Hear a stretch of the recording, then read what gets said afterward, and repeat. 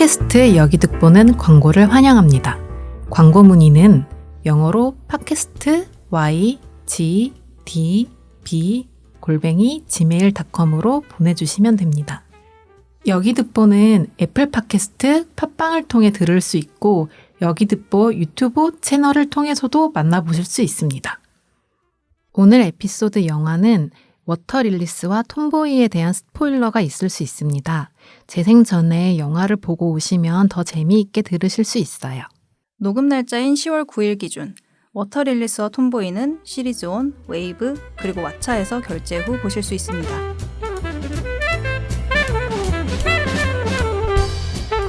안녕하세요. 여자 얘기만 듣고 보고 싶어 여기 듣보입니다. 안녕하세요. 안녕하세요. 이번 회차는 저와 연진님, 라나님 이렇게 세 사람이 참여하고 있는데요. 일화 듣고 다들 어떠셨어요? 일단 저의 목소리를 마이크로 말하는 거를 듣다 보니까 아주 어색했습니다. 좀 더 잘하고 싶다는 욕심도 들었고요. 그리고 우리가 되게 이제 대본이 있는 부분에서는 너무 뚝딱뚝딱 거리더라고요. 그래서 뚝딱뚝딱 거리다가 이제 또 자유발화 할 때는 또 자기의 말투가 너무 신경 쓰여가지고 제 경우에는 자꾸 말의 첫 마디를 되게 세게 발음하더라고요. 그래서 그게 너무 신경 쓰여가지고 네. 아 이거를 고치고 싶다라고 생각이 들었는데 네. 다른 분들도 되게 자기만 신경 쓰였던 부분들이 다 있더라고요. 막 다 약간 자기들 것만 들어 네. 계속. 자기 것만 되게 신경 쓰여하고 그래서 괜찮은가 하고 약간 얼레벌레 가도 되겠다. 네. 지은님은 어떠셨어요? 맞아요. 저는 원래 지방 사람이라 애매하게 사투리가 나올까 봐 그걸 더 신경 썼더니 뭔가 이도 저도 없는 말투가 되지 않았나? 이런 생각했는데 그 역시도 왠지 나만의 생각이었더라고요. 그러니까 다 자기 것만 들어 계속 지금 남의 거 안중에도 없어요. 그래도 점점 우리가 녹음을 하다 보면 말하는 것도 자연스러워지고 설명하는 것도 더 자연스러워지지 않을까요? 네, 맞아요. 청취자분들도 계속 저희 발전하는 모습 같이 들어주세요. 네, 성장하면 좋겠습니다. 오늘은 레즈비언 영화에 대해 이야기할 거잖아요. 먼저 우리의 이야기도 한번 해볼까요? 이게 레즈비언적인 기억인지는 모르겠지만 되게 큰 교회를 다녔던 적이 있는데 거기서 교회 언니들과의 유대감이 되게 좋았던 기억이 있어요. 항상 같이 다니고 예배 끝나면 항상 모여서 같이 놀고 네, 그 기억이 되게 많이 남네요. 이 질문을 들으니까. 저 같은 경우에는 되게 어렸을 때 한 초등학교 1학년 때 엄청 친해지고 뭐 좋아하게 됐던 친구가 있거든요. 그게 저는 그냥 엄청 좋아하는 친구라고 되게 오랜 시간 생각을 했었어요. 근데 나중에 생각해보니까 어쩌면 그 여자애가 나의 첫사랑이었나 봐라고 생각이 드는 거예요. 퍼뜩. 네, 퍼뜩. 특히 생각이 나는 게 급식 시간에 맛있는 메뉴 하나씩 있잖아요. 그거를 제가 약간 구애하는 새처럼 갖다 바친 거예요. 그래서 찐사랑이네요. 찐사랑. 대박이다. 그 반도 달라가지고 주려면은 이렇게 그 뭔가 반마다 앉잖아요. 그래서 이제 그 친구 반이 앉아 있는 줄로 찾아가가지고 막 그 제일 맛있는 메뉴를 이렇게 막 주고 그랬던 거예요. 그래서 이거를 나중에 생각해보니까 내가 되게 구애하는 새처럼 굴었었구나라고. 학생이 할 수 있는 최고의 표현 아니에요? 네. 맛있는 음식 반찬 주는 거? 대박인데? 찐사랑이었던 것 같아. 진짜. 그 메뉴 함부로 누구에게도 줄 수 없거든요. 맞아요. 꼭 냉면에 있는 이제 계란을 나눠주는 느낌이지. 네. 네. 대단한데. 한창 먹고 자랄 나이인데. 뭔가 어렸을 때 이렇게 느끼는 그 소녀들 사이에서의 어떤 우정이라던가 아니면 뭐 동경, 뭐 소유욕, 질투 이런 감정을 누구나 다 한 번씩 느껴보셨을 것 같은데요. 이게 꼭 뭐 레즈비언적인 감정이다라고 정의를 내리긴 참 어렵겠지만 우리나라 영화에서도 김보라 감독의 벌새 영화를 보면은 그런 자연스러운 감정들이 되게 잘 녹아져 있어요. 이 언니에 대한 어떤 동경과 그리고 좋아하는 마음, 우정 이런 얘기들이 잘 녹아들어 있었고 여기서 이제 좀 인상 깊었던 거는 그 자기에게 막 구애를 했던 여자 후배가 갑자기 냉랭해지니까 주인공 여자애가 되게 당황하잖아요. 맞아요. 그러면서 막 너 어떻게 왜 나를 되게 좋아했잖아 이러니까 언니, 그건 지난 학기 일이잖아요. 와, 맞아요. 이건 정말 사랑에 대한 정인 것 같은 거예요. 마음이 들고 마음이 식는 데에는 어떤 이유가 없으니까 그거는 이미 지나간 일이잖아요. 말하는데 너무 명쾌하고 와, 이거는 정말 제일 간결한 사랑 이야기다. 이렇게도 느껴지더라고요. 맞아요. 그리고 전 학기에 노래방도 같이 가고 발라드도 같이 부르잖아요. 그죠. 서로 장미꽃도 주고 그랬나요? 꽃줄? 아닌가? 몰라요. 저 기억이 잘 안 나가지고. 저도 좀 오래전에 보긴 했는데 네. 뭔가 선물을 줬던 걸 기억하거든요. 근데 어쨌든 그만큼 지난 학기에 되게 좋은 관계를 유지했었는데 이 대사가 되게 냉랭하게 바뀐 걸 보면서 느끼는 거죠. 그럼 이제 사랑이 이성의 중심으로 해석되는 과정에서 서로에게 느끼는 감정이 쉽게 간과되기도 하는 것 같아요. 그럼 우리 오늘은 동성애 중심으로 생각해보면서 셀린 시아마 감독의 워터릴리스와 톰보이 이야기로 한번 넘어가 볼게요. 먼저 셀린 시아마 감독의 워터릴리스 얘기부터를 해봐요. 프랑스에서는 2007년도에 개봉한 영화죠? 네, 셀린 감독의 타오르는 여인의 초상이 국내에서 흥행을 했어요. 그리고 그 뒤에 뒤늦게 개봉된 케이스예요. 타오르는 여인의 초상 혹시 보셨나요? 네, 봤어요. 안 보셨어요? 안 보셨어요, 지은님? 그럴 수 있어요. 맞아요. 그럴 수 있지. 영화 취향이니까. 네. 이거 불초상이라고 짧게 부르잖아요. 네.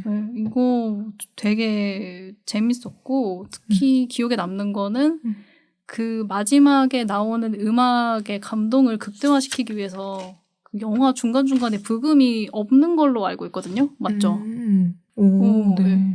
그래서 부금이 없어서 이제 조그마한 소리도 옆 사람한테 다 들리는 거예요. 그래서 하필 제가 영화 볼 때 계속 꼬르륵 소리가 난 거예요, 배에서. 그래서 너무 신경 쓰여서 이거 어떡하지 이러면서 약간 안절부절 하면서 끝까지 봤는데 다 보고 나서 같이 봤던 사람에게 저 근데 영화 보면서 계속 꼬르륵거려서 너무 민망했어요. 이러니까 못 들었을 줄 알았거든요. 근데 네. 옆 사람이 네, 꼬르륵 거리시더라고요. 이러는 거예요. 그래서 너무 민망해가지고 그래서 다 들으셨구나 하고 이제 집에 가서 또 이제 서치를 해봤단 말이에요. 영화 후기 같은 거. 근데 서치를 했는데 어떤 사람이 불초상 후기 옆 사람 꼬르륵 소리 다 들리고 이런 거예요. 그래서 혹시 이 사람 내 옆에 앉아있던 사람인가? 어떻게 이게 진짜 다 들렸다는 게 너무 민망했던 기억이 있어요. 중간에 삽입곡이 별로 없었군요. 네. 저는 그 마지막 후반부 결말에 클래식 음악이 되게 웅장하게 나오면서 끝나길래 그 기억 때문에 되게 음악이 없었다는 걸 인지를 못했거든요. 뭐 그만큼 제가 좀 몰입해서 봤다는 걸 수도 있고. 네. 이게 작중에서 이제 이름이 생각이 안 나는데 그 부잣집 그 초상화 의뢰한 집의 딸이 이제 평생 뭐 음악을 들어본 적이 없었다 이랬나? 아닌가? 그 초상화를 그리는 사람이 음악을 평생 못 들어봤었다 했나? 네. 그래가지고 이제 내내 음악이 없다가 마지막에 그 사람이 처음 듣는 거죠. 그 음악을. 그래서 그 감동이 더 극대화되게 하는. 그리고 그 음악을 같이 들으면서 좋아했지만 떠내보낸 사람을 같이 보게 되잖아요. 그러니까 멀리서 네네, 한 사람은 보고 한 사람은 모르는. 좀 뜻깊네요. 그 장면이. 음악이랑 자기가 떠나보낸 사람을 보게 된다는 그 설정이. 네, 그리고 그거 보면 진짜 저도 엄청 펑펑 울었죠. 저는 너무 보고 싶었는데 타이밍을 놓쳤어요. 그러니까 제대로 각 잡고 영화관 가서 봐야지 이러면서 놓쳤어요. 보세요. 또 뭔가 집에서 보긴 싫은 거예요. 딱 영화관에서 보고 싶은데 그 타이밍을 놓쳤네요. 네, 재밌어요. 되게 연기도 잘하고 카메라가 등장인물을 잡는 시선도 대상화되지 않아서 아주 괜찮아요. 워터릴리스의 줄거리를 얘기해 드릴 건데요. 불초상의 주인공 역할을 맡았던 아델 에넬이 워터릴리스에서도 플로리안이라는 주인공 역할을 맡은 게 인상이 깊게 나옵니다. 워터릴리스의 줄거리를 짧게 말씀드리자면 싱크로나이즈드 선수인 플로리안을 보고 주인공 마리는 사랑에 빠집니다. 마리는 플로리안의 주변을 맴돌며 소소한 부탁을 들어주는데요.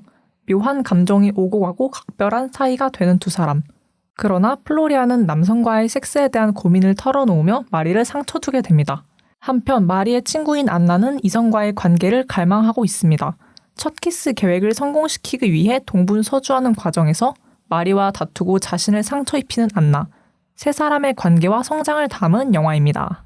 네, 셀린 시아마 감독은 레즈비언 프랑스 영화 감독으로 10대 시절 싱크로나이즈드 대회를 보고 영감을 얻어서 이 영화를 제작했대요. 그렇기에 싱크로나이즈드 선수들의 감정과 그 연습 장면들을 더 디테일하게 담을 수 있었던 것 같아요. 주연 배우 아델 에넬과 연인 관계였죠? 네, 아델 에넬이 이 전 작품에서 감독에게 성추행을 당했고 그 성추행 기억으로 인해서 연기 자체에 좀 회의감이 들어서 연기를 하지 않으려고 했대요. 근데 셀린 시아마 감독과 워터릴리스 영화를 진행하면서 그 트라우마를 극복을 하게 됐고 둘은 연인 사이가 됐다고 합니다. 이게 궁금했던 게 연인 사이가 어느 시점에 된 건지 저는 너무 궁금한 거예요. 아, 그쵸. 왜냐면 이게 아드레넬이 영화를 찍을 때 미성년자였던 거 맞죠? 네, 맞을 거예요. 네, 그래가지고 그게 너무 신경 쓰여서. 근데 조금 애매한 지점이죠. 네. 트라우마를 극복했는데 그건 좋죠. 근데 약간 성인과 청소년 간의 관계라는 게 조금 애매한 지점이 많죠. 몇 살 차이였죠? 뭐 띠동갑이라고 하지 한 않았어요? 띠동갑쯤 됐던 것 근데 같아요. 적진 않을 거예요. 그죠. 네. 근데 여기서 또 인상 깊은 게 있죠. 네, 일단 이때는 사귀었어요. 그리고 이후에 타오르는 여인의 초상을 작업할 때는 결별인 상태였다는 거죠. 그 둘은 결별인 상태이지만 커리어로서는 함께 동행하는 좋은 사이로 남아 있습니다. 그래서 가끔 프랑스 내에서 영화제 같은 거 할 때도 둘이 같이 동행하면서 가기도 하고 사진도 같이 찍히고 뭐 인터뷰 사진 같은 것도 같이 서로 기대면서 좀 좋은 관계임을 유지하는 걸 보여주면서 지내고 있는 모습이 좋습니다. 좋네요. 네. 이분의 영화는 대상 없는 촬영 기법으로도 유명해요. 셀린 시아마 감독은 타오르는 여인의 초상, 톰보이, 워터릴리스 같은 되게 굵직한 작품을 내놓으면서도 그 안에 들어있는 등장인물들을 너무 가깝게 찍거나 살결을 너무 노출시키지 않거나 하는 식으로 섬세하게 찍어서 보는 이를 좀 더 편안하게 만들어주고 있어요. 그 여성 감독이 찍은 여성 서사의 어떤 영화들이 제일 차이가 느껴지는 부분이 이런 촬영 기법인 것 같아요. 맞아요. 너무 섬세하죠. 네, 너무 섬세하고 그 배우들을 어떤 미적인 대상으로 대상화시키지 않고 맞아요. 이 몸의 어떤 대상화 부분을 우리가 좀 더 얘기 나눠볼 필요가 있을 것 같아요. 후에 영화에 조금 더 세부 분석을 하면서 얘기를 더 깊게 한번 나눠봐요. 네. 그리고 배우에 대한 얘기 조금만 더 해주실까요? 재밌는 것 같아요. 네, 아델 에넬은 첫 출연작에서 성추행을 당했다고 앞에서 말씀드렸잖아요. 근데 이 트라우마를 워터 릴리스를 통해서 극복을 했고 그렇기 때문에 더 강력하게 성추행 관련 이슈의 목소리를 내고 있어요. 가장 최근에는 세자르 영화제에서 성범죄자가 수상을 한 일을 강력히 비판하면서 행보를 이어오고 있습니다. 그 행보에는 항상 셀린 시아마가 지지를 하면서 옆에서 걸어가고 있어요. 이 부분에 대해서 이제 영화 얘기는 아니지만 우리가 지난번에 잠깐 같이 얘기 나눴던 부분도 좀 잠깐 얘기해 볼 수 있을 것 같아요. 그런 뭐 가해 작가가 만든 작품을 우리가 어떻게 바라볼 것인가에 대한 뭐 윤리적인 태도가 사실은 굉장히 역사적으로 오래 이어져 왔잖아요. 네. 근데 이제는 우리가 이런 부분에 있어서도 좀 단호하게 얘기할 시대지 않나라는 생각도 들어요.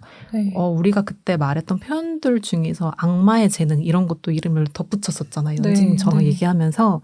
근데 범죄자가 그린 어떤 그림 그리고 아름다운 어떤 영상미 그렇다 하더라도 절대 그거를 용납해줘서는 안 되는 것 같아요. 범죄자는 범죄자인 거잖아요. 네, 이게 저 같은 경우에는 작품을 볼 때마다 이 범죄자의 작품이다 하면은 약간 오퍼시티 한 50에서 90 정도로 옆에 보이는 거예요, 작가가. 그래서 이제 뭐 영화라고 치면은 이거는 그 범죄자 감독이 찍은 건데 하면서 계속 옆에서 아른아른거려가지고 도저히 못 보겠거든요. 그래서 이제 사실 이제 작가와 작품을 완전히 분리시키기는 어려운 것 같고 좀 이제 성범죄자의 작품을 단호하게 쳐내야 될 때가 아닌가 저도 그렇게 맞아요. 생각이 듭니다. 언제까지 막 이 작업은 너무 우수하니까 괜찮아라고 싸고 돌 순 없잖아요. 그렇죠. 네, 그렇게 치면은 청렴하게 열심히 작업하는 사람들 무시하는 행동이고. 그리고 이제 범죄 피해자에 대한 또 2차 가해가 될 수 맞아요. 있죠. 그리고 이 예술이란 이름으로 그들을 감싸주기 식의 어떤 행태가 없어져야 되는 거 같아요. 맞아요. 그러니까 이 사람들이 범죄를 일으킨 사람들이 몇 년 뒤에 슬금슬금 다시 재등장하는 이유가 예술이라는 이름 뒤에 숨기 때문이거든요. 그러니까 이런 부분에 있어서 우리가 조금 단호해질 필요가 있지 않나 이런 생각이 좀 들어요. 네, 그리고 예술이라는 이름으로 감싸주는 거는 솔직히 남성 성별에 더 많이 쓰이는 것 같아요. 그쵸. 여자가 그러면 완전 가차없이 쳐내는 경향이 더 세다고 생각을 하거든요. 특히 생각나는 게 그 연애담이라는 영화 있잖아요. 그건 이제 감독분이 이제 대법원까지 성범죄 유죄 판결을 받으셨는데 그 연애담의 감독분은 성별이 여성분이시잖아요. 근데 그걸 네이버 평점을 가서 보면은 다 1점을 사람들이 주면서 성범죄자 어쩌고 저쩌고 막 이렇게 다 적어놓은 거예요. 근데 다른 남성 성범죄자 유명한 감독들은 다 작가는 작가고 작품은 작품이지 맞아, 이러면서 되게 맞아. 감싸주잖아요. 맞아요. 그런 거에서 또 이제 성차별이 굉장히 심한 것 같습니다. 그러니까 우리가 지금 얘기하자는 게 그 연애담을 만든 감독의 죄질이 결코 낮다라는 얘기가 아니죠. 그게 그렇죠. 아닌 거고 그냥 똑같은 범죄로 인식하라는 거잖아요. 그죠? 네. 그리고 이거의 어떤 예술 뒤로 숨는 행위 자체가 어떤 것부터 비롯됐는지 생각을 해보니까 남성 창작자들이 여성을 바라볼 때 나의 뮤즈 혹은 나와 같은 마초 계열의 여자 요 이분법 시각으로 바라봤던 것 같은 거예요. 이게 이제 너는 아름다움을 주는 아니면 혹은 나에게 어떤 영감을 주는 어떤 뮤즈로서의 대상화 혹은 우리의 어떤 이 마초 세계에서 너는 오케이 들어와 컴온 이렇게 하는 방식의 태도를 갖고 있는 사람만 자기들이 이제 허용하지 않았나? 여자를 바라보는 시각 자체가 굉장히 이분법적 되어 있고 편협하다 보니까 네. 이렇게 성범죄를 일으켜도 예술은 예술이지. 걔가 원래 자유로웠잖아. 그럴 수 있지라는 어떤 행태를 보이지 않았나. 네. 이런 생각이 좀 듭니다. 여자를 그대로 바라보지 않는다는 점도 되게 그 마초 계열이라고 네. 표현하셨잖아요. 자기랑 비슷하게 보여야만 이렇게 편입하게 할 수 있는 그것도 네. 되게 좀 찌질한 것 같아요. 맞아요. 그리고 그 마초 느낌이 나는 여자는 자기가 저질스러운 농담을 해도 웃고 받아줘야 되고 더 맞아. 저질스러운 얘기를 뭐 농담 삼아 해야 되고 약간 이런 분위기. 맞아요. 거기에 끼기 위해서. 그렇죠. 근데 마초라는 말 되게 오랜만에 듣는다. 그렇죠. 그럼 저희 좀 얘기가 길었네요. 다시 영화로 한번 넘어가 볼게요. 네. 우리 이 아까 얘기했던 카메라 앵글, 몸의 대상화 이런 부분에서 이 영화가 할 말이 굉장히 많은 영화거든요. 네, 이 영화는 인물들을 몸의 대상화로서 표현하는 면도 있어요. 마리는 자신의 마른 몸을 싫어하며 집안에서 운동을 하거든요. 그리고 안나는 자신의 큰 몸집과 치치를 감추기 위해 작은 옷과 치치 억제 스프레이를 뿌리고 또 플로리아는 싱크로나이즈드 코치에게 자신이 성숙한 몸을 가졌다는 이유로 성추행을 당하기도 해요. 이 세 가지 특징을 봤을 때 이 세 인물들은 모두 자신의 몸이 어떻게 생겼든 외부인에 의해서 대상화되고 성추행을 당하는 면을 보여줘요. 근데 이 셋 모두 몸의 대상화를 겪으면서도 자신들이 당하는 짓들이 어떤 거인지 잘 모르고 있어요. 그렇기 때문에 그 외부인들은 더 대상화를 해대는 거죠. 그리고 이 세 명의 등장인물들은 각자 자신의 성 지향성을 갖고 있는데 외부의 대상화 때문에 자신의 성 지향성을 제대로 탐구하지 못하고 좀 더 억누리는 경향도 보여줘요. 저는 이 세 명의 대상화에 대한 거를 이 감독이 노골적으로 보여주지 않고 상상에 맡기는 게 좋았어요. 자극적이다 싶은 장면이 나올 때 좀 더 자극적으로 찍을 수 있었는데 그렇게 하지 않았거든요.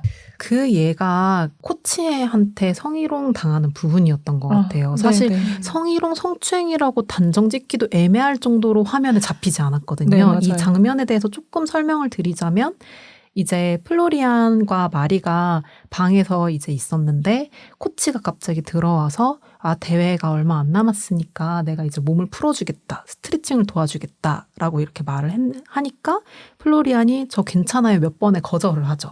거절을 하지만 그럼에도 불구하고 코치가 마리에게 넌 나가 있어. 몸 풀어야지. 이런 식으로 이제 말을 한 다음에 마리가 나오는 장면만 보여준단 말이에요. 네. 그래서 그 문 안에서의 어떤 일이 벌어지고 어떤 일을 겪었는지에 대해서 전혀 몰라요.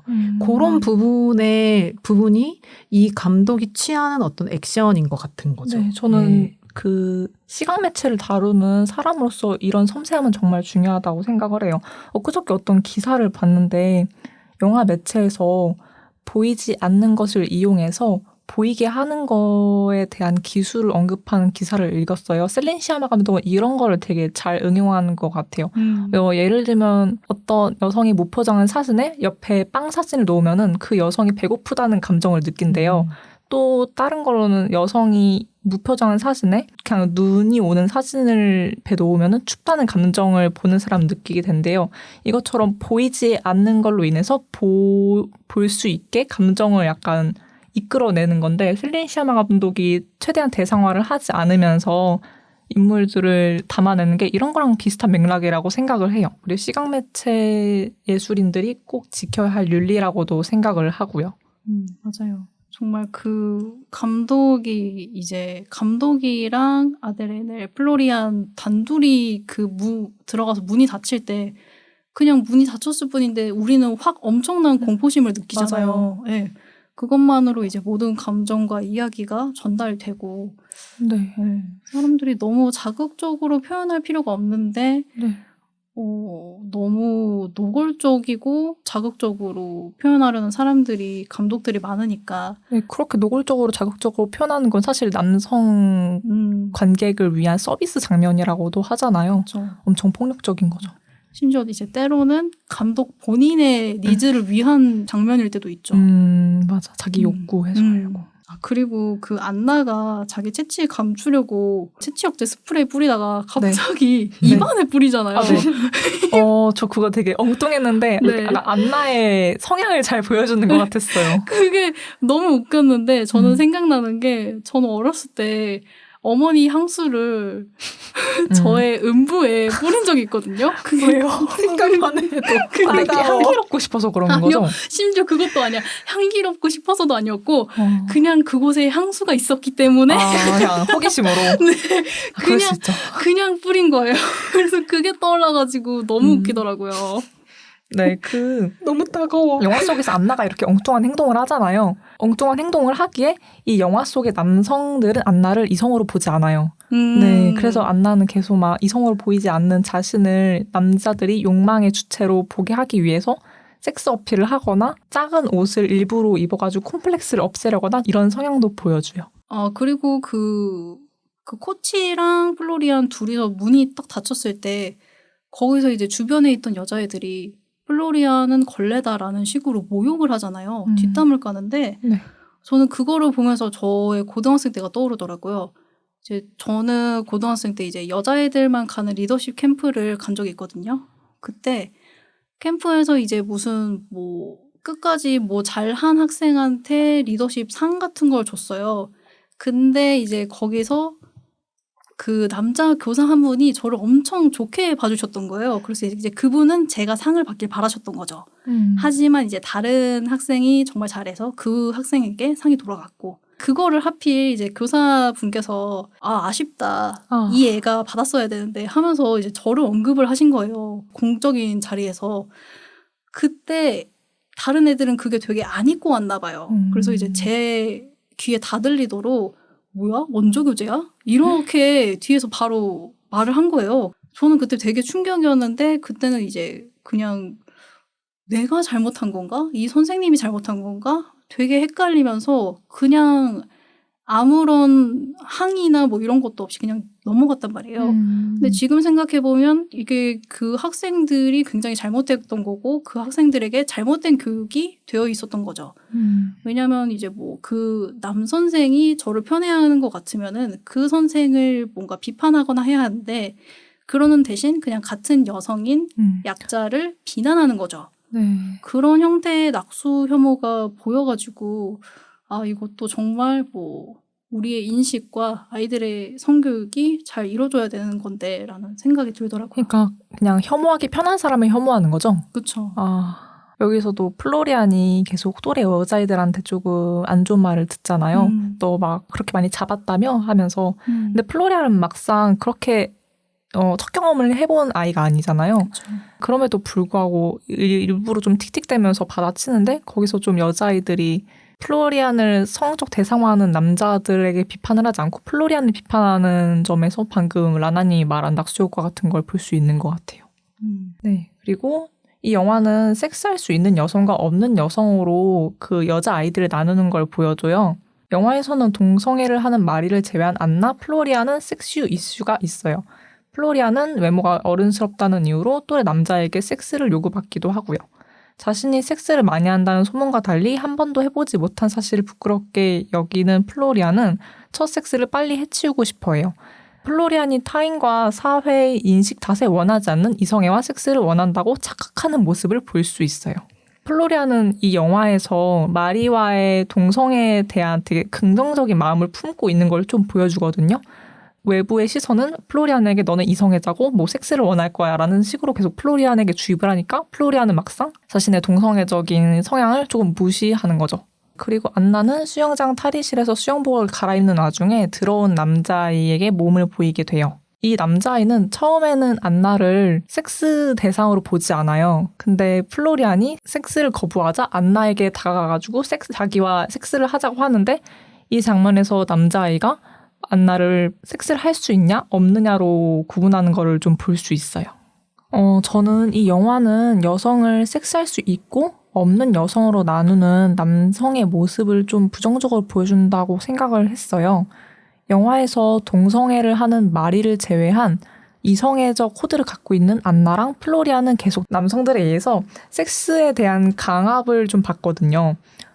이성애자인 플로리아는 외향이 어른스럽다는 이유 때문에 또래 남자에게 섹스를 요구받고요.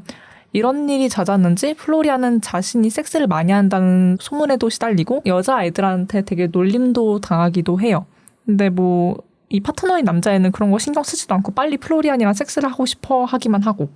네. 그리고 또 다른 이성애자인 안나는 수영장 탈의실에서 수영복 갈아입는 걸 보게 된 남자에게 첫 키스를 하고 싶다는 생각을 하게 돼요. 근데 그 남자애가 첫 키스를 안 해주니까 그럼 나는 차라리 여자로서 인정받기 위해서 섹스를 할 거야 라고 마음을 먹게 돼요. 이거 플로리안이 다른 남자애들 사이에서의 소문 때문에 되게 내가 척경을 빨리 해야 된다라고 강압적으로 되게 생각을 하는 게 현실의 여자애들에게 종종 일어나는 일 같더라고요. 이 영화에서도 플로리안이 계속 자기 성인인 척 속이면서 클럽에 가기면서까지 이 첫 경험을 빨리 처리하려고 하거든요. 라나님 말이 이해가 되게 공감이 가네요. 저는 라나님의 얘기가 플로리안 얘기로만 국한되는 게 아니고 안나랑 같이 섞여 있는 것처럼 느껴지는데 일단 좀 다른 부분은 플로리안은 자기가 일단 섹스를 원하지 않아요. 근데 소문 때문에 마치 해야 될 것처럼 생각하잖아요. 나는 관계를 맺고 싶지 않은데 다들 나를 관계 맺는 거에 있어서 굉장히 자유롭고 경험이 많은 걸로 생각하고 그걸로 어느 정도 폭력을 가하니까 여기에 있어서 내가 빨리 뭔가를 해치워야 한다라는 생각으로 관계를 맺고 싶어 하잖아요. 그러니까 사실 플로리안은 관계를 맺고 싶어 하진 않아요. 이거가 뭔가 정말 해치우고 싶어 하는 그냥 하나의 과정 맞아요. 일이라고 생각하지. 과제, 과제처럼 생각하고. 근데 이제 어떤 남성을 붙잡기 위한 수단으로서의 섹스는 안나인 거죠. 맞아요. 네. 여자로서 인정받고 싶어하고. 네. 그래서 뭔가 라나님의 얘기는 이 플로리안과 안나의 어떤 이야기가 굉장히 이렇게 절묘하게 섞여 있는 느낌도 드는데 플로리안을 바라보는 이 사람들의 시선이 꼭 마녀 사냥 같다는 생각도 좀 들어요. 그쵸. 마녀는 마녀다워야 된다. 이런 거죠. 그럼 안나 얘기를 조금 다시 한번 해볼까요? 네. 완전 이성애자로 나오는 안나는 수영장 탈의실에서 자신이 수영복을 갈아입는 와중에 들어온 남자에게 몸을 보이게 돼요. 완전 알몸이죠. 네. 근데 그 장면이 이렇게 너무 막 몸에 선을 강조한다던가 그러진 않고 맞아요. 그냥 좀 있는 그대로 네. 담담하게 보여줘요. 맞아요. 그때 정말 약간 약간 저희도 어떡해. 얼어붙지 않아요? 네, 맞아요. 정말 얼어붙는 느낌의 네. 그냥 이 장면이 어떻냐면 그 전에 안나가 옷을 안 갈아입어요. 애들이 네. 여자애들이 있을 네. 때 자기 몸을 보여주기 싫어서 안나 왜 너 안 갈아입어? 이러니까 나 뭐 속옷을 두고 와서 막 약간 이런 식으로 계속 기다리다가 애들이 다 나가니까 허겁지겁 이제서야 막 옷을 벗기 시작하는 순간 남자애가 들어오는 거예요. 그러니까 사실은 안나는 누구한테도 몸을 보여주고 싶지 않았는데 갑자기 돌발 상황이 생겨버린 거예요. 그러면서 그 남자애가 시선을 떼지 않고 안나의 몸을 한 몇 초간 바라보게 되고 뭔가 이게 어떤 안나한테 계기가 되었을까요? 안나는 이제 이 남자에게 어떤 사랑이라고 말하기에는 어려운 것 같고 음. 네. 호기심이 생겼다라고 해보죠. 우리 호기심이 네. 생기는데 음. 그 얘기를 이제 이유를 좀 얘기를 해주세요.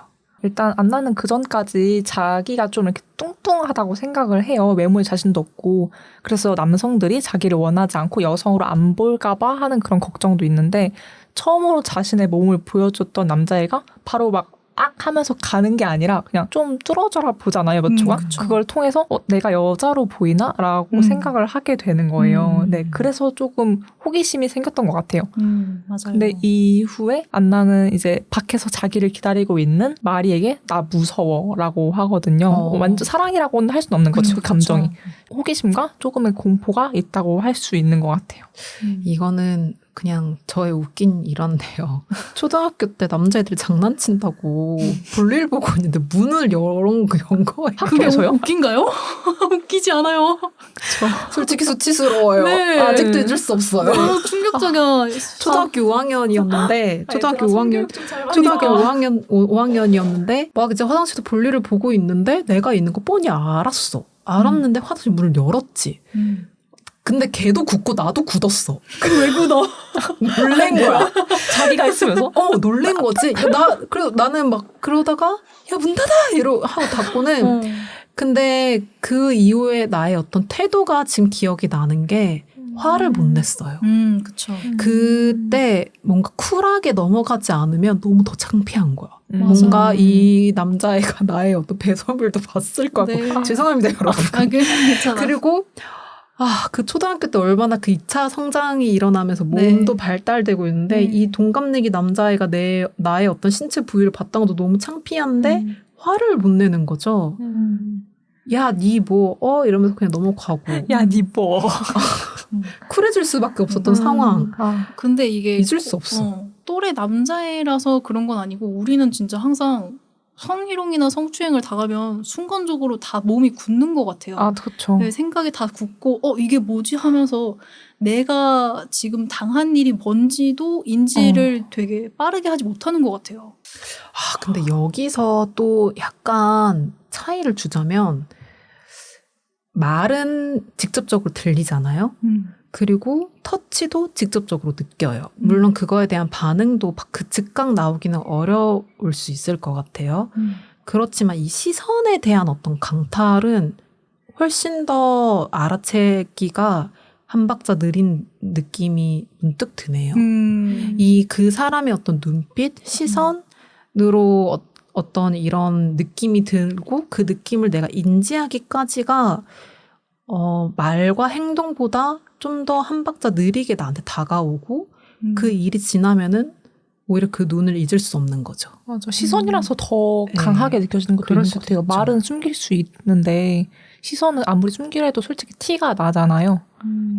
이게 되게 시선은 느리게 다가온다라고 말씀하시니까 생각났는데 제가 예전에는 되게 가슴이 노출되는 옷을 많이 입었었거든요. 그래서 이제 어느 날은 쟤 정말 가슴이 많이 드러나는 옷을 입었구나라고 이렇게 전달이 될 만한 옷을 입었을 때 길을 걷고 있는데 어떤 지긋한 남자가 고개를 아예 제 가슴 쪽에 확 젖히면서 쳐다보고 지나가는 거예요. 근데 그때 이제 젖혔을 때까지도 저는 이게 뭔지 제대로 인식을 못하고 이제 완전히 지나가고 나서야 저 남자가 지금 내 가슴을 뚫어져라 쳐다봤구나 라고 뒤늦게 깨달았거든요. 그게 떠오르네요. 그런 걸 시선강간이라고 그쵸. 말하잖아요. 네. 안나가 그 남자애한테 알몸을 지그시 보인 이후에 되게 그 남자애한테 첫 키스를 받고 싶어하고 욕망하고 그러지 않나요? 네, 맞아요. 근데 첫 키스를 받고 싶어 해가지고 구애를 엄청 많이 해요. 근데 남자애는 첫 키스를 해주지 않고 남자의 관심은 오직 이성애자면서 자기가 이쁘다고 생각하는 플로리안에게 있거든요. 이 남자애가 플로리안한테 계속 섹스를 하자고 하는데 플로리안이 거절하자 남자애는 안나한테 가가지고 섹스를 하자고 하는 거죠. 안나는 그에 응하게 되는데 이 장면을 통해서 이 남자에게 안나는 그냥 섹스를 할 수 있고 없고 이렇게 두 가지로 나누는 여성이라고 보여줄 수 있는 것 같아요. 안나는 그냥 섹스만 할 수 있는 여자였던 거죠. 이 남자애한테. 그쵸. 키스는 안 했죠. 네, 키스는 안 했어요. 그거를 딱 보여주는 장면이 있는데 하는데 안나가 이제 이 남자애한테 호기심이 생겨서 마리한테 같이 파티 가자고 하잖아요. 네. 파티 가자고 하면서 나 오늘 꼭 그 남자애랑 키스할 거야. 하지만 섹스는 하지 않을 거야. 섹스는 나중에 성인이 돼서 커서 결혼할 때 하고 싶고 나는 일단 키스를 나누고 싶어라고 한단 네, 말이죠. 근데 이제 나중에 이 남자애가 플로리안과 계속해서 이제 섹스를 거부당하고 거절당하고 하니까 그 욕구를 해소하는 목적으로서만 안나를 진짜 상대하잖아요. 사용하는 거예요. 그죠. 그래서 그 장면 보면은 이제 막 키스 요구하지만 남자애는 절대 고개 돌려서 그냥 맞아. 관계만 맺는 거죠. 맞아. 심지어 너무 마음 아팠어. 네, 심지어 그 안나랑 관계를 하는 장면에서도 안나는 계속 키스를 하려고 엄청 이렇게 맞아요. 고개를 자기 쪽으로 하는데 남자는 계속 고개 딴 데로 돌리고 딴 데로 돌리고 안나는 완전 체념을 해버려요. 네, 그 뒤로 또 영화의 후반부에서 파티에 가는 장면이 나오는데 안나랑 이 남자애가 마주쳐요. 남자애가 이제 따로 자기랑 나가자 이제 섹스하게 했는데 안나는 거기서 좀 각성을 하고 남자애한테 입에 침을 뱉으면서 모욕을 주고 그냥 섹스도 안 하고 나오게 되는 거죠. 맞아요. 그 장면 저 너무 시원했어요. 맞아요. 남자가 너무 싫었거든. 맞아. 그리고 안나가 처음으로 남자한테 매달리지 않는 장면이었고 그쵸. 네, 눈빛도 강인해 보였고요. 맞아요. 이런 어떤 여성의 몸을 보고 아름다운 여성이다. 뭐 아름답지 않은 여성이다. 섹스하고 싶은 여성이다. 섹스하고 싶지 않은 여성이다. 뭐 이런 식으로 구분되는 장면들이 조금 영화에 나와요. 그 네. 영화 장면 중에 하나가 또 털이 되게 인상 깊었거든요. 선생님들이 학생들 쭉 세워놓고 이렇게 만세벌리라고 한 다음에 털 검사하잖아요. 그렇죠. 네. 그래서 뭐라 하셨죠? 그 선생님이 털 검사하면서? 털이 아직 남아있는 친구를 보고 너 털 정리해야지 하니까 뭐 친구가 뭔가 변명을 했단 말이에요. 그 아이가 변명을 하니까 선생님이 너 나중에 남편한테도 그렇게 변명할 거야? 라고 한단 말이죠. 저는 이 대사가 너무 어이없었던 거예요. 애한테 할 말도 아니고. 네, 애한테 할 말도 아니고 맞아. 뭐 나중에 남편이 있을지 없을지에 대한 문제는 뭐 차치하고서라도 네. 아니 털 좀 정리 안 했는데 뭐 그 파트너가 무슨 상관이야. 네. 네가 뭐라고 할 거야 싶어가지고. 맞아요. 자신의 몸은 남 보기에 좋으라고 있는 게 아니잖아요. 그렇죠. 완전 짜증나는 장면이었다. 근데 진짜 뭔가 털 하니까 이 나라별로 여성의 털을 바라보는 시각이 되게 다른 것 같아요. 맞아요. 프랑스여서도 그런 것 같다는 생각도 들고 네. 어디 나라인지는 기억이 잘 안 나는데 그곳에는 이제 여자들이 털 정리를 하는 문화가 아닌 거예요. 그래서 오히려 털이 없다고 생각하면 더 어색하게 보는 거죠. 이 나라별로 여성의 몸에 있는 이 털도 바라보는 시각이 다른데 마치 왜 프랑스는 또 그런 문화일까라고 생각을 해보면 프랑스의 어떤 조각들이 굉장히 매끈한 것과 연관이 있을까라는 생각도 갑자기 문득 드네요. 갑자기 그 말씀하시니까 생각나는 게 되게 옛날 명화나 뭐 조각상이나 이런 거 보면은 음모가 묘사가 전혀 안 되어 있으니까 다른 이제 남자들이 여자는 털이 없다라고 착각을 하고 결혼을 해서 뭐 결혼한 되냐고. 아내가 털이 있으니까 엄청 깜짝 놀라고 그랬다는 얘기가 있잖아요. 저 기억날 듯 말 듯해요. 아무튼 그래서 어떤 화가가 그 성인 여성의 음모를 보고 너무 놀라서 도망갔죠. 네, 도망가서 결혼 첫날.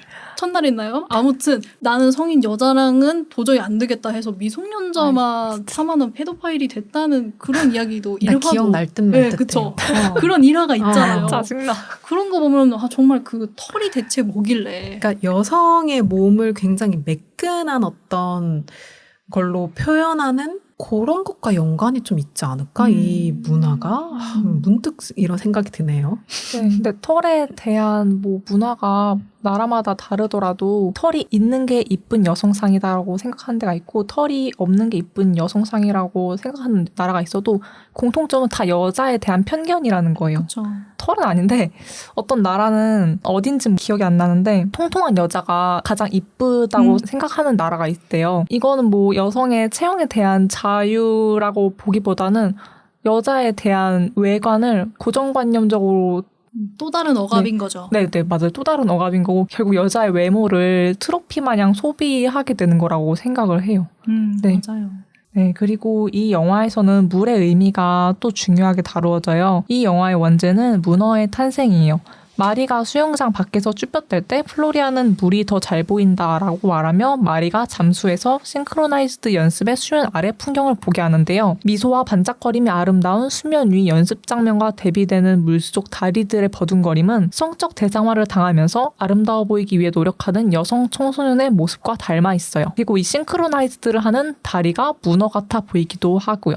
이게 영화 원제가 문어의 탄생이라는 게 되게 재밌네요. 그렇죠. 문어가 서구권에서는 좀 상징적인 동물인데 이 상징은 노력하다? 아. 네, 되게 발버둥치, 노력하기 위해서 발버둥치다? 약간 이런 상징도 있대요. 아, 그래요? 일본은 또 문어를 굉장히 성적으로 해석하지 맞아요. 않나요? 그쵸. 약간 춘화 같은 거 있고. 어쨌든 영화에서 물은 인물들을 묶는 역할을 해요. 마리가 플로리안이 연습하는 수영장에 들어가고 싶어하는 것, 같은 샤워부스에서 샤워를 하고 싶어하는 거는 플로리안을 사랑하며 같이 묶여있고 싶기 때문이에요.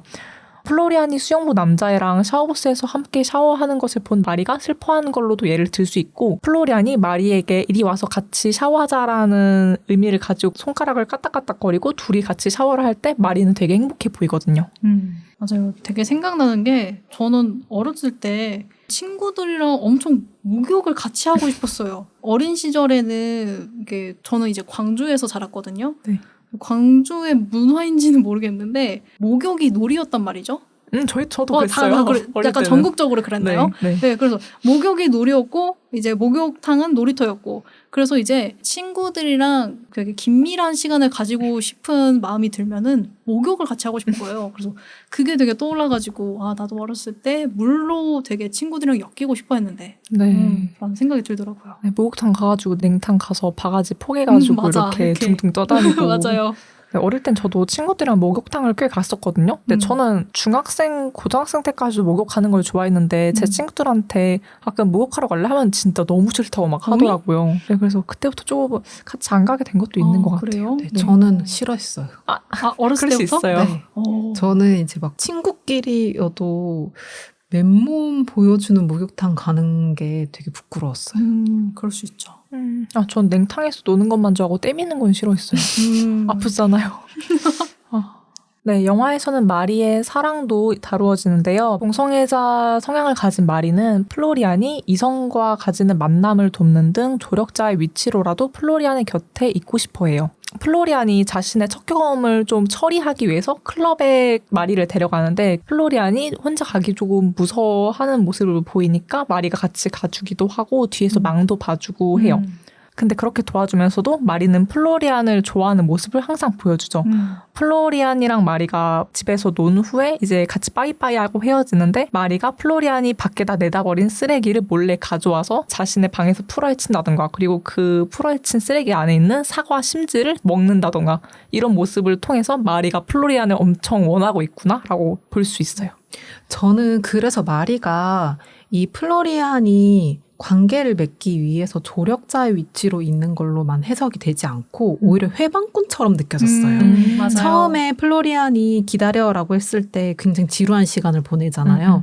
그러고 나서 분명히 말하거든요. 나 안 가겠다고.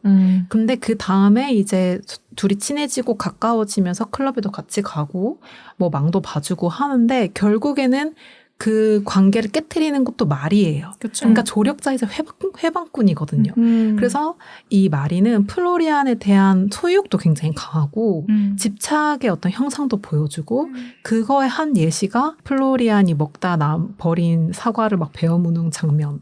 절정이거든요. 집착의 맞아요. 끝장판이죠. 그쵸. 그리고 그렇게 먹은 다음에 약간 현타와서 이렇게 엎드린단 말이에요. 자기도 그냥. 저는 심지어 이 쓰레기 파헤친 장면이 하나도 기억이 안 났단 말이에요. 그래서 연진님이 말씀하셔가지고 너무 충격인 거예요. 아니 저 말로만 들어도 네, 좀. 먹다 버린 사과심을 왜 입에 넣어 싶어가지고 휴지 막 향기 맡아봐. 안 돼. 맞아. 근데 저는 그렇게 좀 자극적인 장면인데도 마리가 자신의 욕망이나 감정을 그대로 드러놓는 장면이라서 좋았어요. 되게 이제 여자애들 사랑은 좀 곱게 표현되는 그런 측면도 있어가지고 맞아요. 은근하게 표현해야 되고 네. 참하게 표현해야 되고 근데 말이 되게 불같잖아요. 그쵸. 처음에는 어색해도 점점 시간이 지나면서 계속 집착을 하는 집착과 좀 욕망하는 모습을 많이 보여주고 그럼 반대로 플로리안은 어떤가요? 네, 플로리안은 이성애자 성향을 갖고 있고 마리에 대한 자신의 감정과 자신의 성적 정체성을 명확히 정하지 못하는 인물을 대변하고 있어요. 마리에게 애정어린 모습을 보이는 건 둘만 있을 때의 얘기고 이성이 다가오면 마리를 쌀쌀맞게 대해요. 마리를 이성과 잘 되기 위해 쓴 도구로 취급을 하기도 하고요. 맞아요. 그 자신의 감정과 성적 정체성을 명확히 정하지 못한다는 게 되게 어떤 부분이 떠오르냐면 플로리안이 마리한테 목걸이를 선물해 주잖아요. 좀 가볍게 생각하면 마리가 덥석 받을 것 같은데 오히려 이제 마리는 너무 좋아하니까 플로리안의 감정은 너무나 가벼운 우정이겠지라고 생각을 해서 못 받는 걸로 보여졌거든요, 저는. 근데 이제 또 생각해 보면은 사실 이제 플로리안의 그 감정이 온전히 우정은 아니었고 맞아요. 네, 자신도 깨닫지 못한 사랑이 담기지 않았을까 그런 생각이 들더라고요.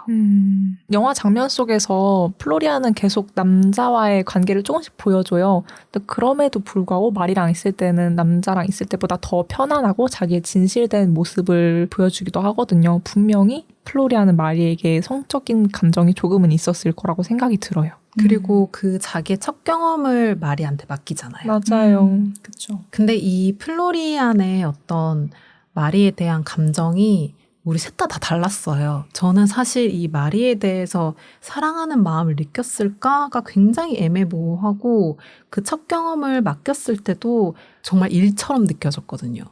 일처럼 느껴지고 바로 딱 이불을 정리를 탁탁 하면서 이제 너 할 일 끝났으니까 가.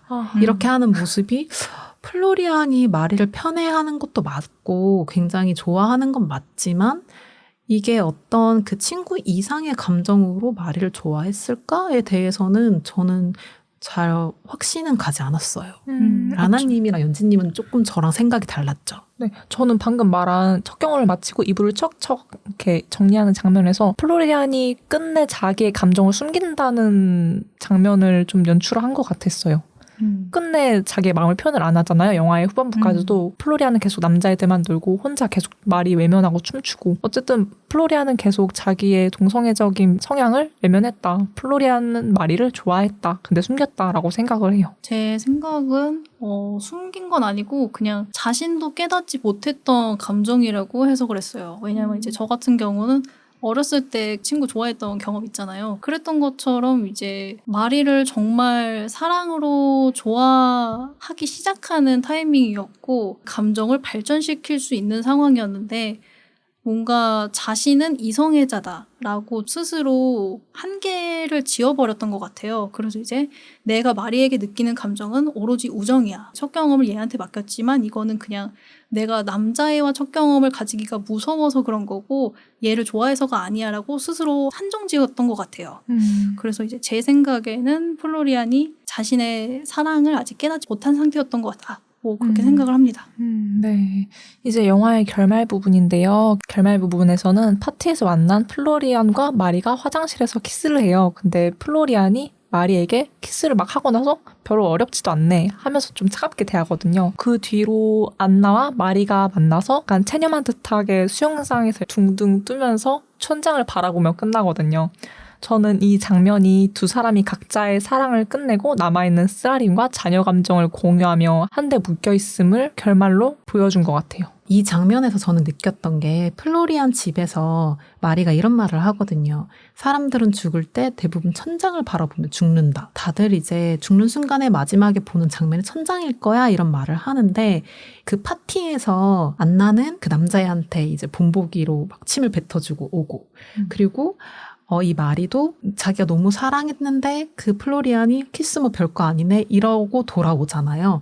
그러니까 그 둘이 수영장에 딱 붕붕 뜨면서 마리가 카메라 앵글을 딱 쳐다보거든요. 그 시선이 딱 천장이에요. 그래서 저는 이 둘이 이때까지 보여줬던 어떤 집착과 애증과 사랑과 이런 관계들의 어떤 죽음이라고 생각이 들더라고요. 그래서 이 각자 둘의 인연을 정리했다. 애정과 집착 이런 게 이제 죽었다. 이런 느낌으로 좀 받아들여졌어요. 지은님의 해석이 진짜 너무 재밌는 것 같아요. 영화는 여럿이 해석하는 게 재밌네요. 맞아요. 네. 워터릴리스는 레즈비언, 퀘스처너리, 그리고 헤테로섹슈얼 청소년들에 대한 이야기잖아요. 그들의 성적으로 대상화되면서 생기는 사건들을 비판적으로 조망하고 있고요. 레즈비언 영화로 소개하고 있지만 사실 그 누구라도 여자라면 공감할 수 있는 이야기라는 생각이 들어요. 맞아요. 셀린 시아마 감독은 다양한 여성의 공통적인 감정과 이야기를 잘 담아내는 사람인 것 같아요. 그럼 이제 우리 좀 더 어린 시절의 이야기를 담은 톰보이에 대해서도 이야기 한번 해볼게요. 톰보이는 영어권에서 가장 흔한 남자 이름인 톰에 보이가 붙여져서 만들어진 이름인데요. 남자의 성 역할을 하는 여자 또는 중성적인 매력을 띠는 여자를 가르치는 용어죠. 활달하고 보이시한 여성, 특히 10대 소녀를 뜻하는 말이기도 하고요. 이 프랑스어로 톰보이는 가르송 몽키라고 번역하자면 모자란 혹은 부족한 소년이라는 단어래요. 그래서 셀린 시아마 감독은 그 부정적인 의미가 싫어서 톰보이라는 영어를 제목으로 썼다고 하더라고요. 톰보이라는 용어가 이런 뜻이 있는지 잘 몰랐어요. 사실 그 가르송 몽키가 부정적인 의미여서 톰보이를 썼다고 했는데 저는 이것도 이해가 안 가는 거예요. 왜냐하면 톰보이라는 단어도 저는 충분히 부정적으로 느껴지거든요. 왜냐하면 이제 좀 활달한 여자아이, 뭐 그 바지를 입는 여자아이는 너는 평범한 여자아이가 아니야. 너는 톰보이야. 아, 너는 남자를 따라한 여자야. 약간 그런. 보이시한. 이 남자의 성역할이라는 것도 너무 이상한 거죠. 너는 보통의 여자아이가 아니라 특별한, 이상한, 독특한 아이인 거다라고 이름을 붙이는 거라서 사실 이제 톰보이도 이미 부정적인 의미라고 생각을 하고 있기 때문에 제 입장에서는 이제 톰보이가 사실 역설적으로 붙여진 이름일 거라고 생각을 했는데 좋아서 붙이셨다고 해가지고 조금 놀랐어요. 혹시 다른 원제가 있진 않을까요? 그 워터릴리스도 원제가 문어의 탄생이잖아요. 근데 우리나라로 들어오면서 살짝 제목이 바뀌는 경향도 있는데 아니라고 아니라고. 그러니까 고개를. 그 프랑스어가 부정적이라서 톰보이를 원제로 쓰신 거죠. 근데 그 톰보이도 별로다. 저의 의견이죠. 이런 어떤 성적인 성향 아니면은 뭐 경향 이런 거를 언어로 구분 짓는다는 것 자체가 좀 역설적인 것 같아요. 그게 라나님은 좀 싫으신 것 같고. 원래 사람들 구분 짓는 거 좋아하잖아요. 그렇죠. 그럼 이제 영화 얘기로 한번 해볼게요. 톰보이는 프랑스 개봉은 2011년이었는데 국내에서는 2020년도에 개봉했어요. 네, 톰보이 제작자와 촬영 감독이 워터릴리스와 똑같죠. 베네딕트 쿠브레르와 크리스텔 포니에르. 네, 맞아요. 주요 등장인물은 로레이자 미카엘, 그리고 로레의 동생인 잔, 마지막으로 로레와 긴밀한 관계가 되는 리사. 이렇게 3명으로 구분할 수 있을 것 같은데요. 톰보이는 10살 로레의 성장담을 통해 다양한 질문을 던지고 있는 영화예요.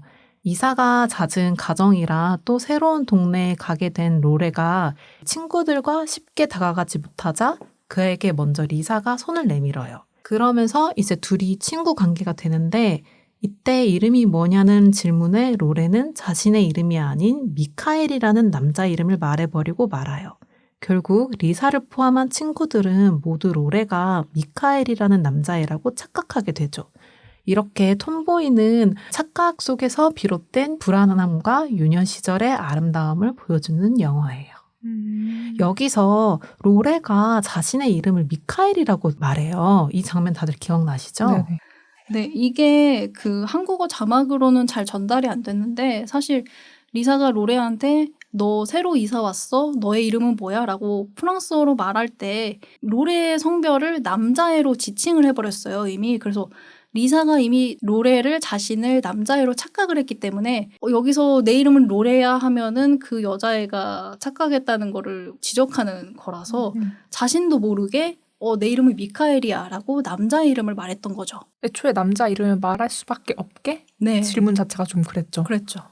그래서 라나님의 얘기를 들어보면 굉장히 우연적인 사건으로 통해서 이 여름의 이야기가 완전히 뒤바뀌잖아요. 우연적인 상황 자체가 연출되는 것도 재밌는데 이 모든 게 어떤 언어로 시작된단 말이죠.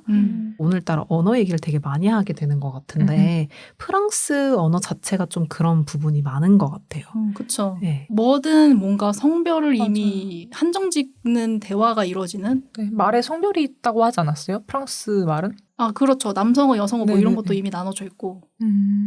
그리고 우연적으로 이렇게 상황이 벌어지고 나니까 늘 나의 어떤 인생을 뒤흔드는 일은 예측 가능하고 뭔가 우리가 계획이 되었고 이런 방향으로 흘러가는 게 아니라 굉장히 인생에서 돌발적으로 발생되는 일이 내 인생을 뒤흔드는 경우가 많은 것 같아요. 맞아요. 그 전까지 그냥 무난하게 살다가 어느 날 갑자기 놀자고 나타난 여자아이의 말에 모든 이야기가 시작이 되잖아요. 그리고 좀 말하고 싶은 게 이름이 이거는 여자 이름이고 남자 이름이고가 정해져 있는 것도 저는 되게 맞아요. 불편해요. 예. 미카엘은 남자의 이름. 그래서 미카엘이라고 말하는 순간 남자애라고 모든 사람들이 착각하게 된다. 맞아. 이것도 이상한 거고 사실 생각해 보면은 저번 에피소드에서도 얘기를 했었잖아요. 제 지인분이 이름이 좀 남자로 착각을 당해가지고 남자분이신 줄 알고 일을 줬는데 여자분이셨네요 라는 말을 들었었다고. 그런 식으로 뭐 이거는 여자 이름 남자 이름 정해져 있는 게 되게 이상한 것 같아요. 그쵸. 그래봤자 이름이고 글자일 뿐인데 글자에서조차도 여자 남자를 나뉘어야 한다는 게 웃기죠. 그쵸. 이렇게 로레는 미카엘이 돼서 아이들과 같이 친하게 지내는데요. 이 아이들의 문화도 좀 살펴볼 필요가 있어요. 로레는 축구를 진짜 잘하거든요. 근데 이 마을의 아이들을 보면은 남자아이들만 축구를 해요. 그리고 리사는 처음부터 끼워주지를 않아요.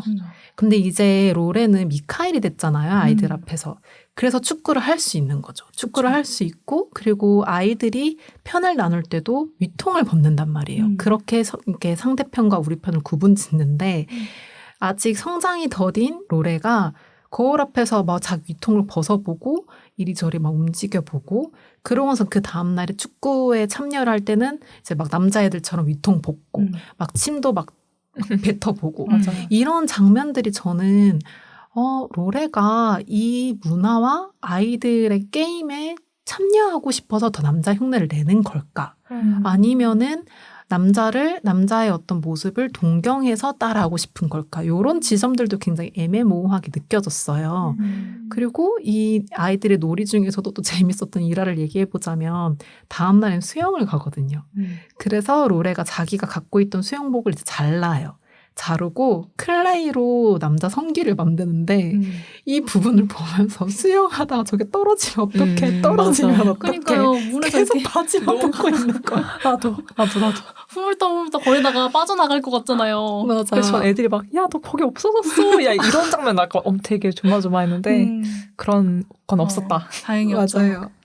이렇게 저는 로레가 남자처럼 행동하는 걸 좋아하는 건지 아니면은 그 리사랑 또 좋아하잖아요, 둘이. 그러면서 정체성을 고민하고 있는지가 애매했는데 다른 분들은 어떻게 보셨어요? 저는 어렸을 때 제가 남자애가 되고 싶은 거라고 생각을 했었거든요. 그래서 좀 털털하게 행동을 하고 뭐 옷차림도 좀 바지 위주로 입고 머리카락 같은 거는 막 모자 안에 밀어 넣어두고 그런 식으로 다니다가 남자애로 착각을 당하면은 되게 속으로 좋아하고 그랬단 말이에요. 그래서 이제 나는 남자가 되고 싶은 거구나라고 생각을 오랫동안 했는데 여성주의를 접하면서 깨닫기를 남성이 되고 싶었던 게 아니라 여성에게 가해지는 차별과 편견이 싫었던 거예요. 로레 같은 경우도 남자애가 되고 싶었던 건 아니고 남자처럼 행동하는 걸 좋아했던 것도 아니고 본인이 좋아하는 행동을 하려면 남자애여만 했던 거라고 생각을 했어요.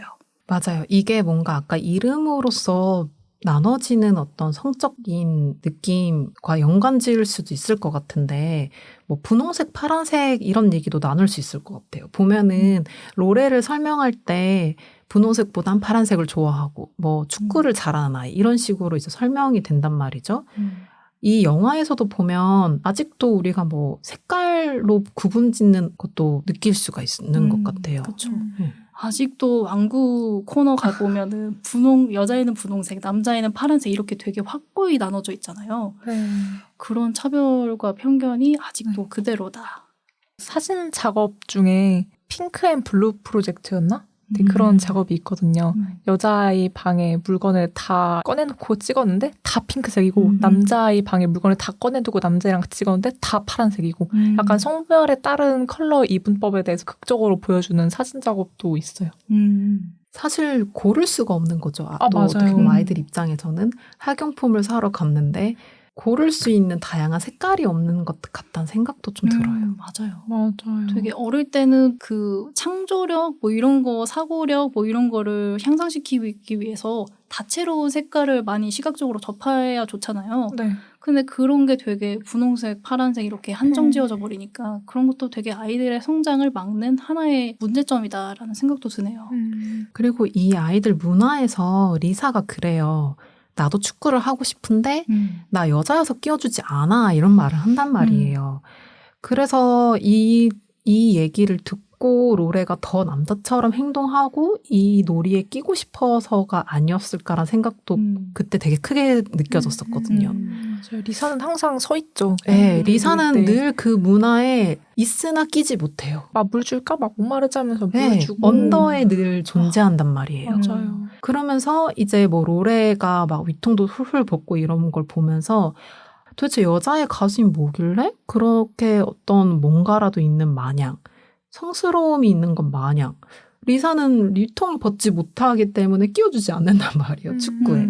그렇죠. 그래서 요 여자의 어떤 가슴 하니까 생각나는 일화가 두 개가 있는데 하나는 몇 년 전에 그 불꽃 페미 군들이 이제 위통을 벗어가지고 시위를 하니까 여성 경찰 분들이 그걸 막 에워싼단 말이에요. 그 경찰도 남자 경찰은 오지 못해요.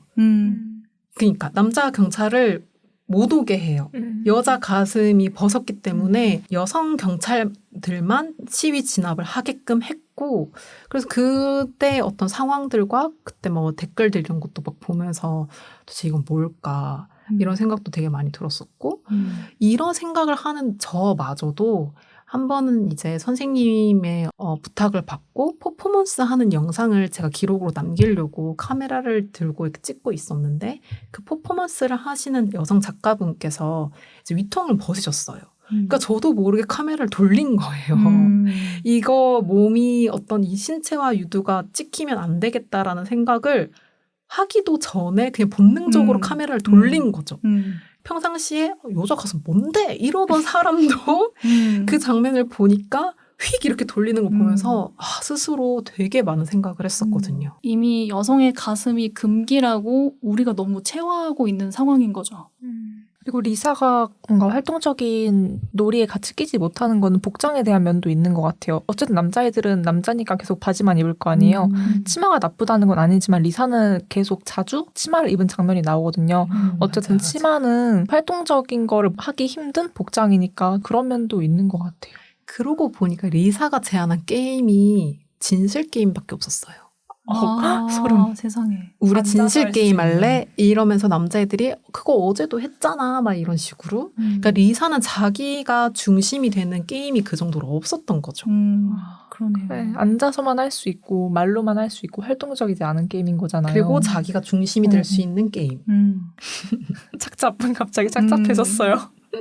워터릴리스도 그렇고 톰보이도 그렇고 그 물을 갖고 노는 아이들의 프랑스 문화권 이런 것도 좀 느낄 수 있었어요. 네. 이게 프랑스 문화에 대한 건지 감독 개인의 경험이 드러난 건지도 좀 재밌었거든요. 맞아요. 그 셀린 시아마 감독이 싱크로나이즈드를 했다는 그 유년 시절의 경험이 있다고 했잖아요. 거기서 비롯된 좀 친근한 소재가 아닐까 싶은데.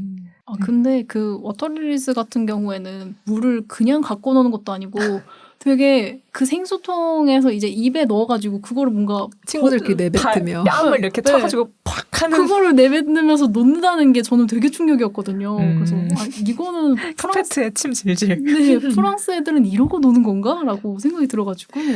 우리의 약초놀이처럼. 네, 우리는 어렸을 때 되게 다 풀 같은 거 뜯어서 뭐 찌어서 이거 약초다 하면서 약국놀이 하고 그랬잖아요. 놀이터에 막 여기저기 이렇게 찌은 잡초들 이렇게 여기저기 있고. 맞아요.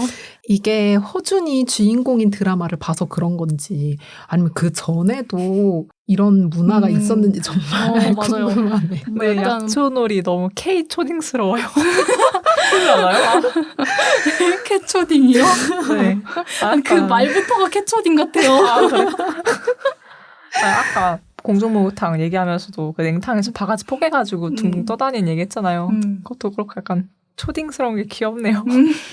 그리고 또 이제 아이들의 놀이 이외에도 그 로레의 동생인 잔한테 들키게 돼요. 미카엘 행세하는 걸 들키게 되고 그 이후로부터는 잔이 이 놀이 문화에 끼게 된단 말이에요. 그래서 너무 귀여운 거예요. 엄마한테 들키지 않을 정도로만 머리를 좀 잘라 이렇게 둘이서 투닥투닥 하는 것도 너무 재밌고 네. 그리고 막 식탁에서 뭐 잔이 나한테 갑자기 오빠가 생겼어. 그 오빠는 나 괴롭히는 친구들도 막 이렇게 무찔러주고 나 오빠가 너무 좋아 이렇게 말을 하는 잔이 너무 사랑스러운 거 있죠. 이 장면에 귀엽고 사랑스럽고 영리한 조력자가 되는 느낌이잖아요. 맞아요. 네. 얼마나 똘망똘망한지. 네. 그리고 또 한편으로는 이 동생인 잔과 그리고 로레가 굉장히 달라요. 이미지적으로도 굉장히 다른데 이런 성향에 대해서 부모님들이 크게 의미부여를 하지 않고 로레를 있는 그대로 받아들여주는 느낌도 좀 들었어요. 맞아요. 보통 자매들이 그렇게 다르면은 너는 왜 저렇게 여성스럽지 않니 하면서 그런 발언을 하는 경향도 많이 있거든요. 근데 로레의 그런 머리 짧고 활동적인 걸 좋아하는 경향에 대해서 부정적으로 접근하는 발언은 아무것도 안 보이잖아요. 맞아요. 오히려 굉장히 다정한 아빠와 조금 아빠에 비해서는 약간 냉정해 보이긴 하지만 그래도 엄마의 어떤 따뜻한 모습을 계속 보여주죠. 근데 이제 그 로레가 리사로부터 화장을 받았을 때 집으로 돌아가는 길에 본인의 얼굴을 숨기려고 후드도 뒤집어 쓰고 옆에서 뭐 문 소리가 들리면 막 눈치를 황급히 주변 눈치를 보고 그렇게 본인의 얼굴이 화장당한 모습을 되게 싫어했는데 집에 가서 엄마한테 그걸 보여주니까 엄마가 되게 잘 어울린다라고 말을 한단 말이에요. 거기서 제가 느꼈던 거는 아, 엄마는 이 로레가 화장한 모습, 여자아이 같은 모습 그거를 체화하기를 사실은 바라고 있구나라고 되게 해석을 했었거든요. 그러니까 결말 부분에 그런 행동도 했겠죠, 엄마가? 맞아요. 이제 결말 부분을 좀 얘기를 하자면 잔을 괴롭히는 남자애가 생겨요. 그래서 이제 미카엘은 막 남자애와 몸싸움을 벌이고 이긴단 말이에요. 근데 이제 그 남자의 엄마와 남자애가 미카엘 집에 찾아와요. 그래서 로레가 미카엘의 행실을 했다는 거가 들키게 되는 거예요. 그 과정에서 엄마가 그 다음 날에 파란색 드레스 같은 거를 억지로 입힌 다음에 그 남자의 집에 막 찾아가잖아요. 근데 이 장면이 저는 굉장히 강압적이면서도 스스로 어떻게 해야 될지 모르겠는 엄마의 모습이 되게 안타까웠거든요. 맞아요. 이게 엄마가 그 남자의 집에 가서 사실 미카엘이 로레다. 남자애가 아니고 여자애다. 이렇게 말을 하고 그 다음에는 리사 집으로 가자 이랬을 때 로레가 엄청 반항해요. 가기 싫다고 가기 싫다고. 근데 그때 이제 엄마가 그러거든요. 남자애인 척하는 건 엄마는 정말 괜찮아. 하지만 더는 안 돼. 좋은 방법이 있으면 알려줄래? 나는 정말 모르겠거든. 이렇게 말을 하는 모습이 너무 마음이 아프더라고요. 이런 상황이 사회에서도 많이 노출되지 않았으니까 엄마도 어떻게 풀어나갈지 몰랐던 거겠죠? 뭐를 어떻게 해야 되는 건 아닌 상황이잖아요. 뭐 그냥 바지 입은 로레의 모습 그대로 데려가서 그냥 잠깐 뭐 얘는 사실 뭐 여자이고요 하는 식으로 잠깐 언급만 하고 넘어가고 사과만 하는 게 중요한 거잖아요. 사과가 중요한 건데 얘는 사실 여자예요를 전달하는 게 어머니 입장에서는 더 중요했던 거죠 이때.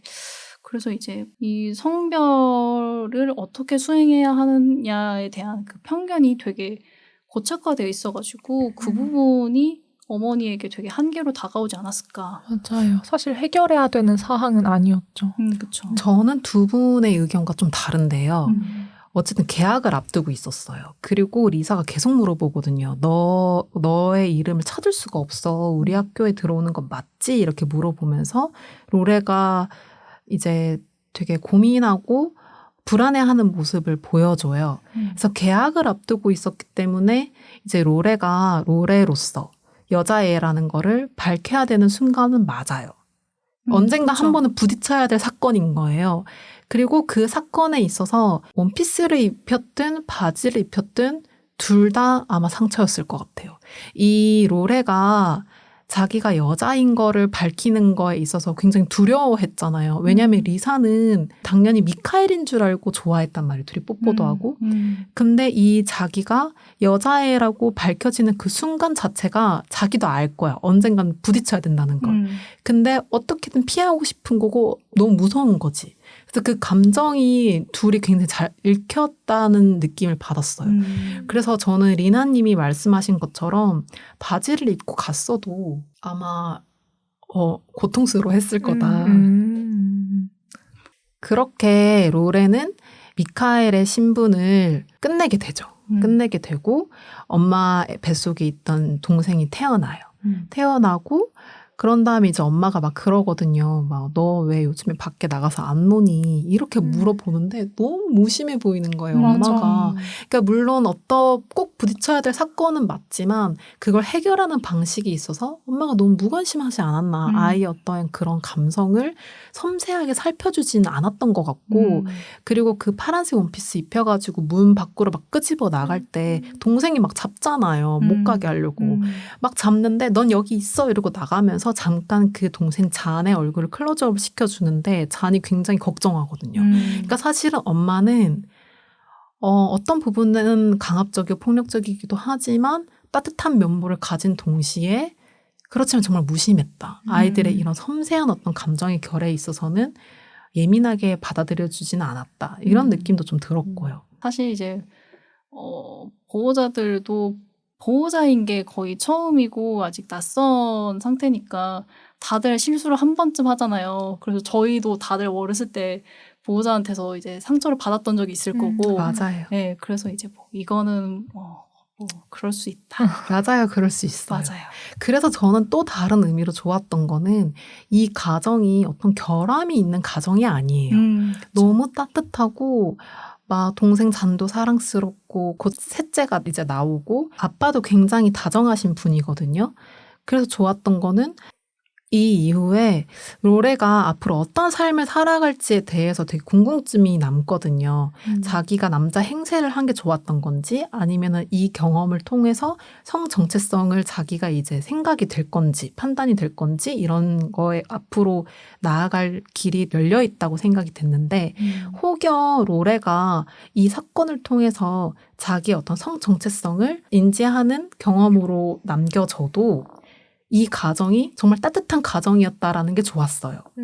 그 예전에 다큐멘터리 보면서 이제 커밍아웃을 한 자녀를 둔 부모의 인터뷰를 막 보면서 열의 한 5, 6의 부모님들이 자기를 굉장히 자책하는 모습을 많이 보였거든요.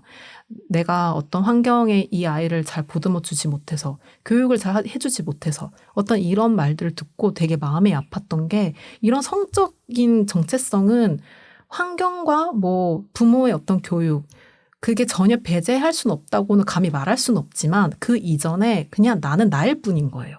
내가 그냥 그게 좋은 거죠. 그 좋은 거에 있어서는 어떤 원인이 없거든요.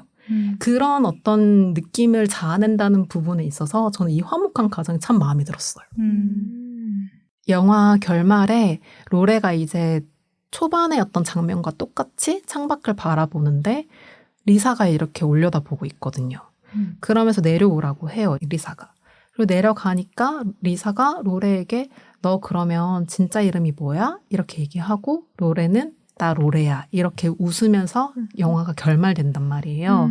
너무 사랑스럽고 너무 따뜻했어요. 저는 사랑스럽기보다 그냥 진짜 멋있다 이랬어요. 그 표정이 약간 활짝이 아니라 쓱 웃으면서 나는 로레야 이러거든요. 약간 치명적. 거기서 진짜 강한데? 이러고 속으로. 되게 한참 뭔가 눈빛을 주고받고 눈치를 본 다음에 웃었잖아요. 그래서 되게 여운이 남는 미소였어요. 네, 저는 로레의 모습에서 극복이 느껴져서 좋았고 그 이름을 말하면서부터 이제 얘의 이야기가 또 시작되겠구나 싶었어요. 맞아요. 너무 좋은 결말이에요. 저 계속 막 마음 졸이면서 보다가 마지막에 진짜 박수 쳤어요. 저 좋은 컨텐츠 보면 혼자 막 박수 치거든요. 앞으로 로레의 이야기는 이제부터 시작인 느낌이 드는 거죠. 맞아요.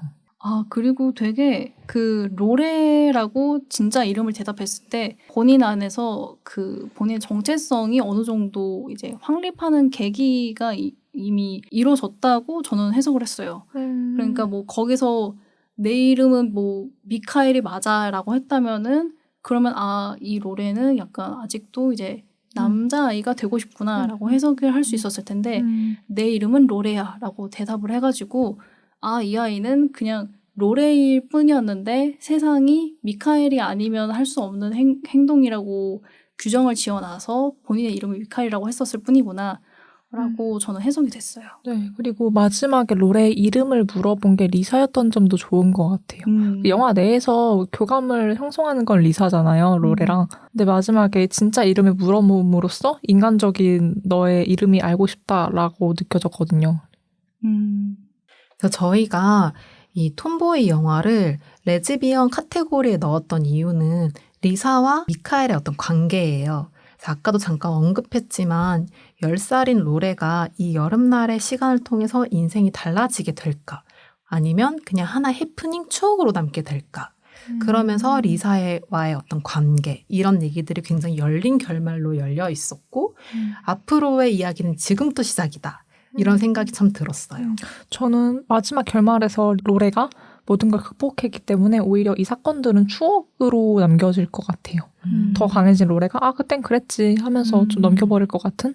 이 추억을 바라볼 때에 제가 정의 내린 추억은 그건 거예요. 앞으로 로레가 레즈비언이 될까? 아니면은 그냥 이때 이 사건은 이 사건이고 그냥 이성애자로 살아갈까? 저는 말씀하신 전자의 추억이었어요. 전자의 추억이었어요? 그리고 이게 워터 릴리스 감독이랑 똑같잖아요. 네. 그러다 보니까 아이들의 어떤 시선에 대해서도 폭력을 대하는 자세가 굉장히 비슷하거든요. 이게 처음에 로레가 미카엘이 위장 신분이었다는 걸 알아채고 남자애들 보는 앞에서 막 확인해봐, 너 진짜 여자야 막 이럴 때 리사가 딱 나와가지고 내가 한번 확인해볼게 이랬을 때 그 클로즈업을 로레가 아닌 리사의 어떤 표정에 맞춰줘요. 그리고 그냥 소리로만 지나가거든요. 맞아요. 이렇게 리사의 표정만 잡는 클로즈업으로 상황의 폭력성을 되게 절제하는데 이 부분에 있어서 이제 이 감독이 했던 말을 좀 언급을 해보자 해요. 감독이 나의 모든 관심은 여성에 집중되어 있기 때문에 영화에서도 여성에 대한 이야기만 한다. 왜 꼭 여성이어야 하는지에 대해서는 고민하지 않는다. 내가 영화를 만들 때 가장 많이 던지는 질문은 영화에서 여성을 어떻게 다뤄야 하는가와 같은 근본적인 문제들이다. 이렇게 셀린 시아마가 말했거든요. 그러다 보니까 카메라 앵글, 소리 이런 것들이 굉장히 폭력적이지 않은 거죠. 맞아요. 맞아요. 굳이 보여주지 않아야 될 거를 보여주지 않죠. 네. 절제. 네. 저는 이 영화에서 남자아이들이 롤의 성을 확인해보라고 하잖아요. 그때 저는 성인 남성 정도의 폭력성과 공포를 좀 느꼈어요. 맞아요. 되게 롤의 한 명을 애워싸고 있잖아요. 맞아. 남자애가 아니라 여자애들끼리 애워싸도 되게 공포스러운 장면인데 네. 남자애들이 둘러쌌다는 게 또 새로운 폭력성을 느꼈던 장면이에요. 맞아요. 그리고 롤에는 그때 원피스 사건 직후였어서 많이 위축된 상황이었잖아요. 맞아. 좀 보기 좀 힘들었다. 네, 저는 감정적으로. 이렇게 톰보이는 감독의 유년 시절 기억이 담겨있는 작품이라고 해요. 오랫동안 마음속 품고 있었던 이야기라고 해서 화제가 되기도 했는데요. 그러다 보니까 3주 만에 각본을 완성했고 14명으로 구성된 팀으로 약 20일 만에 촬영을 했다고 하는데 감독 본인 이야기여서 더 빠르게 제작할 수 있었지 않았을까 싶어요. 진짜 영화 하나 만들려면 되게 오래 걸리잖아요. 맞아요. 14명도 되게 적은 거. 네. 맞아요. 진짜 20일. 그리고 이 배우들이 어쨌든 나이가 어린데 섬세한 감정을 이끌어냈다는 것도 너무 좋아요. 어쩌면 맞아요. 당사자성이 있어서 좀 더 가능했던 건 아닌가 싶어요. 맞아요. 감독은 이렇게 순수함으로 표현되는 유년 시절이 사실은 관능과 불안한 감정으로 가득한 시기임을 그대로 보여주고 싶었다라고 얘기했는데요. 이 부분에서 우리가 초반에 얘기했던 그 학창 시절의 마음, 뭐 김보라 감독의 벌새 이런 것도 좀 문득 떠오르네요. 우리 모두 이제 여자아이였던 시절이 있잖아요. 그래서 여자아이의 이야기는 이렇게 예리하게 마음을 툭툭 건드는 힘이 있는 것 같아요. 그때는 미처 샘하지 못했던 것들을 추억으로 뭉퉁거려서 포개져 있었던 감정을 끄집어내고 원래 형태로 돌려주는 일처럼 느껴지거든요. 그래서 톰보이가 더 특별하게 다가오지 않았나 싶은 마음이 드네요. 네, 맞아요. 꼭 레즈비언이 아니어도 우리 모두가 공감할 수 있는 포인트가 있고 그래서 감정이입이 더 쉬웠던 점이 있었어요. 네. 그러면 지금까지 유년 시절과 사춘기 시절을 담은 영화들을 살펴봤는데 성인의 이야기를 담고 있는 빌로우허로 넘어가 볼까요? 네. 네. 네. 네, 여기듣보 2화는 1편과 2편으로 나누어집니다. 다음 주 목요일 여자를 사랑한 여자들 두 번째 편을 기대해주세요. 여기듣보 제작에 참여한 사람들입니다. MC 오지은, 진행 총괄과 스크립트 파라나. 사운드 편집 황현진. 홍보 최희정. 들어주셔서 감사합니다.